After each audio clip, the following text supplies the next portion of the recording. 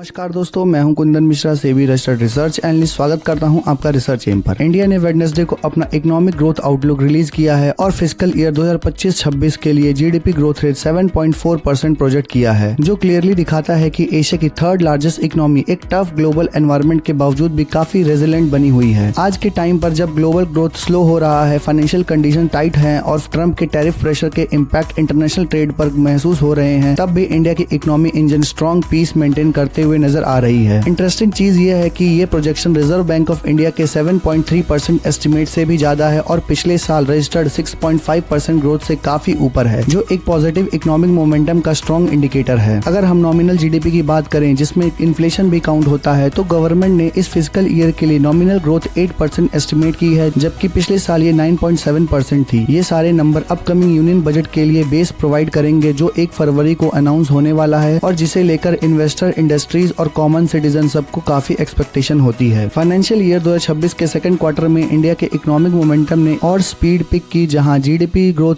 8.2% तक पहुंच गई, जो पिछले 6 क्वार्टर में सबसे ज्यादा थी। ये नंबर मार्केट एक्सपेक्टेशन से बेटर रहे और अप्रैल जून क्वार्टर के 7.8% ग्रोथ रेट से भी हायर थे, जो क्लियरली ये शो करता है कि इंडिया की इकोनॉमी एक स्ट्रॉन्ग ग्रोथ ट्रैजेक्टरी पर मूव कर रही है। ग्लोबल अनसर्टेनिटी के दौर में जब कई बड़े इकोनॉमीज स्लो डाउन फेस कर रही हैं, इंडिया का ग्रोथ इंजन सर्विस सेक्टर की रेजिलेंस, इन्वेस्टमेंट के बढ़ते लेवल्स और टारगेटेड गवर्नमेंट स्पेंडिंग की वजह से स्टेबल बना हुआ है। मैन्युफैक्चरिंग एक्टिविटी इंप्रूव हो रही है, इंडस्ट्रियल आउटपुट बढ़ रहे हैं, बैंकिंग सिस्टम से क्रेडिट फ्लो और ब्रॉडन हो रहा है और मार्केट रिफॉर्म की वजह से बिजनेस कॉन्फिडेंस भी स्ट्रेंथन हुए हैं। इस वजह से इंडिया आज एशिया का फास्टेस्ट ग्रोइंग मेजर इकोनॉमी में फर्मली पोजीशन बना चुका है, चाहे एक्सटर्नल प्रेशर जैसे ट्रेड टेंशन और कमोडिटी वॉलेटिलिटी क्यों ना हो। इस फिस्कल ईयर के दौरान गवर्नमेंट के मिडिल क्लास को सपोर्ट देने के लिए काफी इंपॉर्टेंट टैक्स मेजर्स अनाउंस किए। इनकम टैक्स रिलीफ ने हाउस होल्ड के हाथ में एक्स्ट्रा डिस्पोजेबल इनकम दिया, जिससे कंजम्पशन डिमांड रिवाइव हुई और स्पेंडिंग पैटर्न पॉजिटिव डायरेक्शन में शिफ्ट हुआ। साथ ही जीएसटी रेट्स को सितंबर 22 से काफी वाइड रेंज ऑफ प्रोडक्ट पर रिड्यूस किया गया, जिसका डायरेक्ट इम्पैक्ट रिटेल प्राइस पर बढ़ा और गुड्स कंज्यूमर के लिए अफोर्डेबल हुए। इंडस्ट्री एक्सपर्ट्स का कहना है कि इनकम टैक्स रिलीफ और जीएसटी रेट कट्स का कंबाइंड इफेक्ट ये हुआ कि लोगों के पास ज्यादा पैसा और ज्यादा कॉन्फिडेंस आया, जिससे उन्होंने डिस्क्रिशनरी स्पेंडिंग भी बढ़ा दी, जो पहले हाई इन्फ्लेशन के डर से डिफर कर रहे थे। एफएमसीजी, कंज्यूमर ड्यूरेबल्स और सर्विस सेक्टर में वॉल्यूम ग्रोथ क्लियरली विजिबल हुए, जिससे प्राइवेट कंजम्पशन डिमांड को एक सॉलिड बूस्ट मिला। जीएसटी कट से प्राइस ट्रांसपेरेंसी इंप्रूव हुई, इन्फ्लेशन परसेप्शन बेटर हुआ और हाउस होल्ड ने परचेज डिसीजन को डिले करना बंद कर दिया। इकोनॉमिक डेटा ये भी बताता है कि रियल ग्रॉस वैल्यू एडेड यानी जीवीए फाइनेंशियल ईयर 2026 में 7.3% ग्रो करेगा, जो पिछले साल के 6.4% से काफी हायर है। रियल जीवीए एक्चुअल एक स्ट्रॉन्ग इकोनॉमिक इंडिकेटर माना जाता है, क्योंकि ये प्रोडक्शन साइड से ग्रोथ को मेजर करता है, लेकिन जब नॉमिनल जीवीए का एस्टिमेट देखा गया तो ये 7.7% प्रोजेक्ट हुआ, जो लास्ट ईयर के 9.3% के कंपैरिजन में लोअर है, जो प्राइमरीली सॉफ्टनिंग इन्फ्लेशन का रिफ्लेक्शन हो सकता है। गवर्नमेंट स्पेंडिंग भी फाइनेंशियल ईयर 2026 में 5.2% तक ग्रो होने की एक्सपेक्टेशन है, जो पिछले साल के 2.3% से काफी ज्यादा है। मतलब गवर्नमेंट एक्सपेंडिचर इकोनॉमिक ग्रोथ को सपोर्ट करने में एक एक्टिव रोल प्ले कर रहे हैं। फिस्कल डिसिप्लिन और ग्रोथ सपोर्ट के बीच का बैलेंस मेंटेन करते हुए गवर्नमेंट इंफ्रास्ट्रक्चर, वेलफेयर और कैपिटल एक्सपेंडिचर पर फोकस बढ़ा रही है। अगर हम सेगमेंट वाइज परफॉर्मेंस देखें तो मैन्युफैक्चरिंग सेक्टर के लिए 7% ग्रोथ एस्टिमेट की गई है, जो लास्ट ईयर के 4.5% से काफी बेटर है। मैन्युफैक्चरिंग का स्ट्रॉन्ग रिवाइवल इंडिया की लॉन्ग टर्म ग्रोथ स्टोरी के लिए क्रिटिकल है, क्योंकि ये जॉब्स, एक्सपोर्ट्स और इंडस्ट्रियल आउटपुट को डायरेक्टली इम्पैक्ट करता है। कंस्ट्रक्शन सेक्टर के लिए भी 7% ग्रोथ का प्रोजेक्शन है, जो ऑल्दो पिछले साल के 9.4% से कम है, लेकिन फिर भी काफी हेल्थी लेवल पर है। कंस्ट्रक्शन एक्टिविटी रूरल और अर्बन दोनों इकोनॉमीज के लिए इंपॉर्टेंट होती है, क्योंकि ये एम्प्लॉयमेंट और डिमांड दोनों जनरेट करती है। गवर्नमेंट के प्रेस रिलीज के अकॉर्डिंग सेकेंडरी सेक्टर, जिसमें मैन्युफैक्चरिंग और कंस्ट्रक्शन इंक्लूडेड है, कांस्टेंट प्राइस पर फाइनेंशियल ईयर 2025-26 में 7% ग्रोथ अचीव करेगा, जो ओवरऑल इकोनॉमिक स्टेबिलिटी का एक स्ट्रॉन्ग इंडिकेटर है। एग्रीकल्चर एंड एलाइड सेक्टर के लिए ग्रोथ एस्टिमेट 3.1% है, जो पिछले साल के 4.6 से लोअर है। ये decline monsoon variability, climate factors और रूरल कंजम्पशन के प्रेशर के चलते हो सकता है। फिर भी एग्रीकल्चर सेक्टर को पॉजिटिव ग्रोथ ट्रैजेक्टरी में मेंटेन करना जरूरी है, क्योंकि ये लार्ज रूरल पॉपुलेशन की लिवलीहुड से डायरेक्टली लिंक्ड है। गवर्नमेंट पॉलिसीज का फोकस अब प्रोडक्टिविटी एनहेंस करना, टेक्नोलॉजी एडॉप्शन बढ़ाना और वैल्यू एडेड एग्रीकल्चर को प्रमोट करने पर शिफ्ट हो रहे हैं, जिससे लॉन्ग टर्म रेजिलेंस बिल्ड हो सकता है। ओवरऑल पिक्चर ये दिखाता है कि इंडिया एक स्ट्रॉन्ग ग्रोथ पाथ पर मूव कर रहा है, जिसमें मैक्रो इकोनॉमिक फंडामेंटल स्टेबल है, पॉलिसी फ्रेमवर्क सपोर्टिव है और डोमेस्टिक डिमांड इकोनॉमी को एंकर कर रहे हैं। ग्लोबल अनसर्टेनिटी जैसे ट्रेड वॉर्स, जियोपॉलिटिकल टेंशन और फाइनेंशियल टाइटनिंग के बावजूद भी इंडिया ने अपने आप को एक डायनामिक ग्रोथ ओरिएंटेड इकोनॉमी के रूप में स्टैब्लिश कर लिया है। अगर रिफॉर्म्स मोमेंटम मेंटेन रहे, इंफ्रास्ट्रक्चर इन्वेस्टमेंट एक्सेलरेट हुए, मैन्युफैक्चरिंग और सर्विस में डीपर एक्सपेंशन होता रहा और कंज्यूमर कॉन्फिडेंस स्टेबल रहा, तो इंडिया का 7% प्लस ग्रोथ फ्यूचर में भी सस्टेन हो सकता है। ये सारी डेवलपमेंट्स एक क्लियर मैसेज देती है कि इंडिया की इकोनॉमी सिर्फ सर्वाइव नहीं कर रही है बल्कि एक्टिवली थ्राइव कर रही है और नेक्स्ट फ्यू ईयर्स में भी एक मेजर ग्लोबल इकोनॉमिक इंजन बनी रहेगी। ऐसी ही इन्फॉर्मेटिव वीडियो के लिए लाइक करें, सब्सक्राइब करें हमारे चैनल को। Thank you for watching our video.